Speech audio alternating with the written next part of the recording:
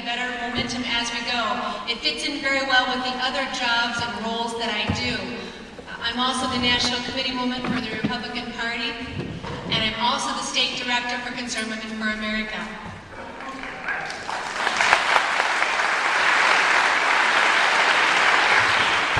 For those of you who are not familiar with our organization, we were founded in 1979. Beverly LaHaye was sitting in her living room listening to some feminists on TV when she said, "They don't speak for me, nor will they."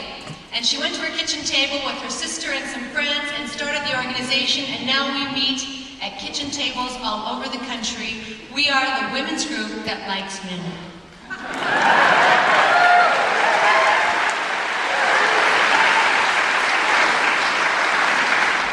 We understand, like so many of you understand, that the strength of this nation comes from the strength of the family. When the family is healthy, society benefits. When the family is broken, society pays the cost. And so it's my pleasure today to get to introduce someone to you very, very special in our organization.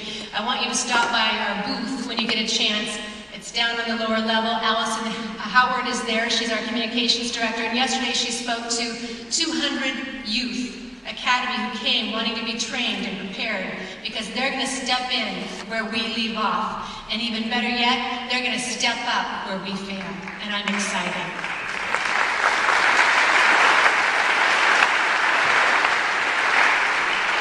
That guy before me, he was awesome.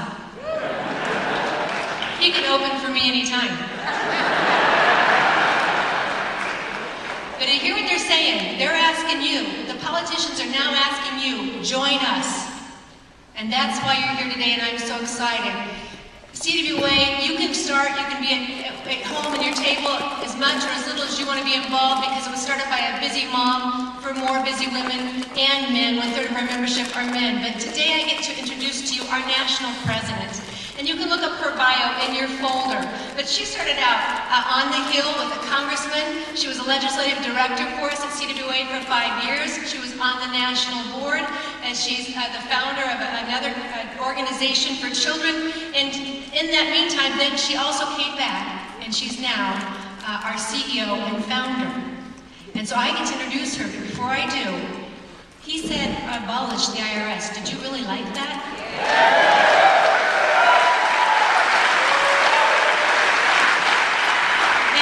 If you really mean that, you have to rise up. So I'm going to ask you to rise up. And I'm going to ask you to stand with me and help welcome our CEO and founder of Concerned Women for America, the nation's largest women's public policy organization, Penny Nance.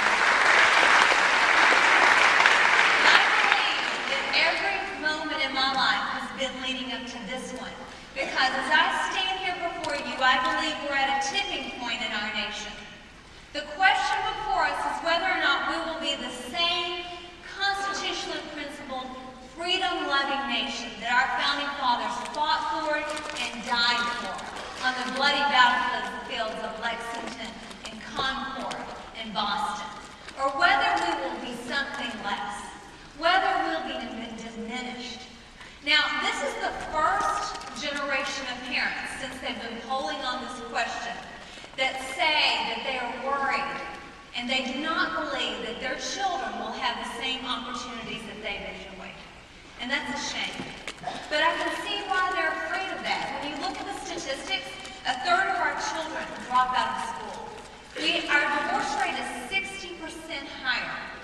was in the 1960s.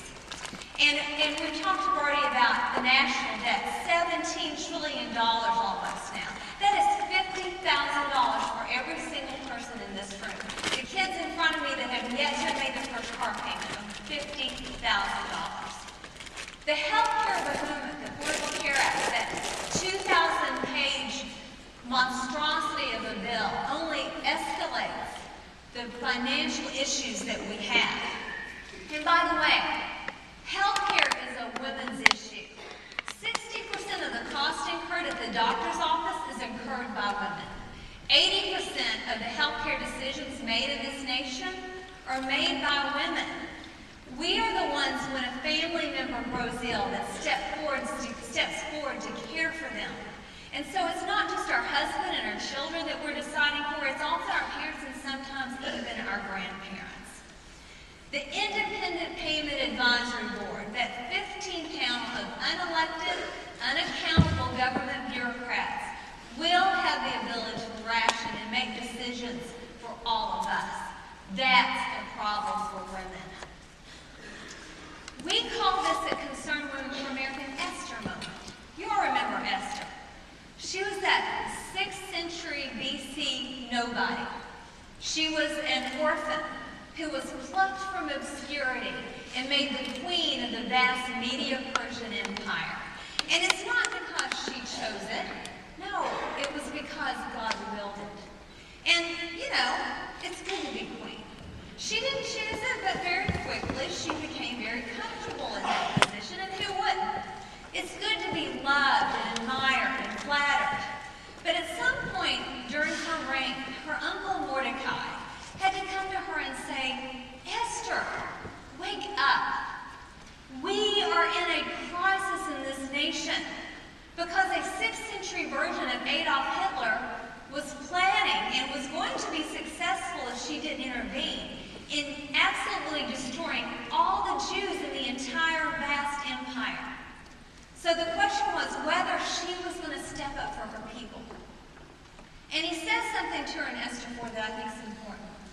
He says, Esther, you can pretend that none of this matters to you, that none of this will affect you. You can hide out in your palace and retreat to your comfortable house and retreat to the life that you're enjoying. But God will raise up someone else, and your family will perish. And then he says something that I think applies to all of us. He says, who knows, Esther? Perhaps you were born for such a time as this. Perhaps everything leading up in your life to this moment, your education, your family, all the material wealth that you've enjoyed have been leading up to this very moment. And the question is whether or not the Esthers of this generation will step forward and lead. Women, we need you. We need today's Esthers.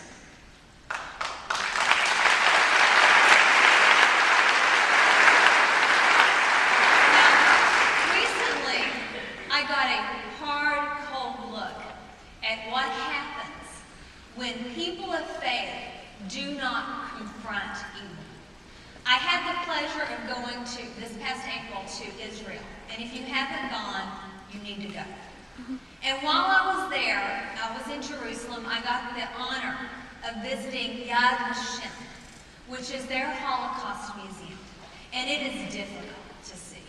It is not a pleasant place to be, but there are important lessons of the past that we cannot forget. So I went. While I was there, I walked outside the main building, and there's an area that is the children's memorial. 1.5 million babies died at the hands of the Nazis during the Holocaust. 1.5 million. When you walk into the children's memorial, you walk in utter blackness and darkness. And then you turn a corner and you enter a circular room that is lit by one candle standing in the middle of the room, and thousands upon thousands of mirrors that reflect that candle, all the way up through a sphere to the top of the room. Along the walls are pictures of real children who died, actual children who died during the Holocaust. And as you walk through that circular room, looking at the children's faces and holding onto the rail and looking at the lights representing their lives that were snuffed out, you hear their names, where they were from, and their ages. So it's Maria Kubik, age 10, Germany. It is Edith Frank, age 12, Denmark. And it's Gregory Shea, age 3, Austria.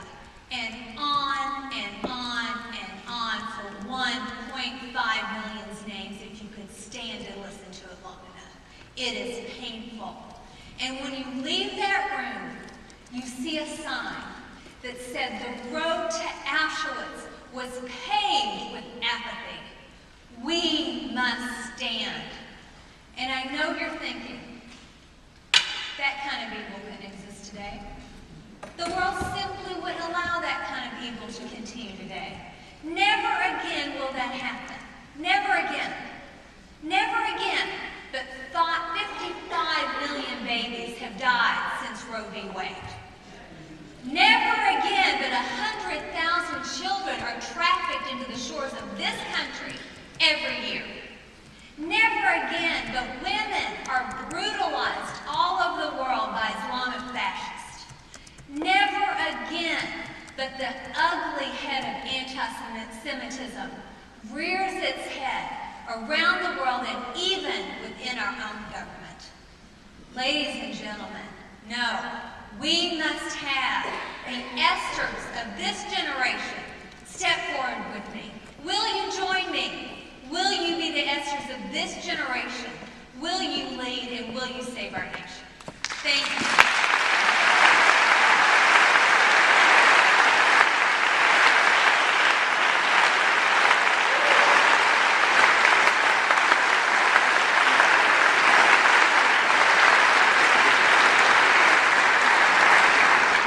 Thanks for that great challenge and reminder. We must stand. It is up to us.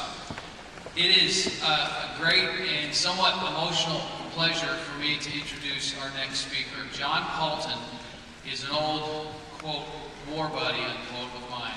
When I first came on with then the Iowa Family Policy Center, John was heading up the South Dakota Family Policy Center. John went on to be hired by Focus on the Family, and he's still there.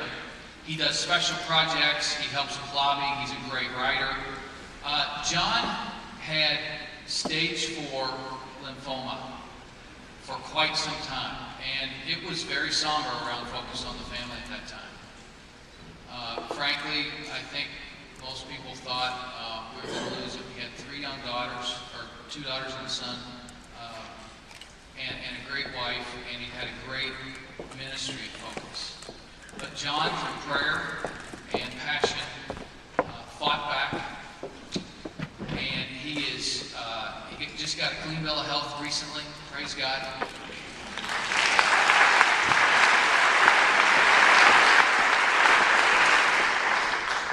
And as John and I like to say, we have only begun to fight. Thank you for fighting for 2 decades, John, and not giving up.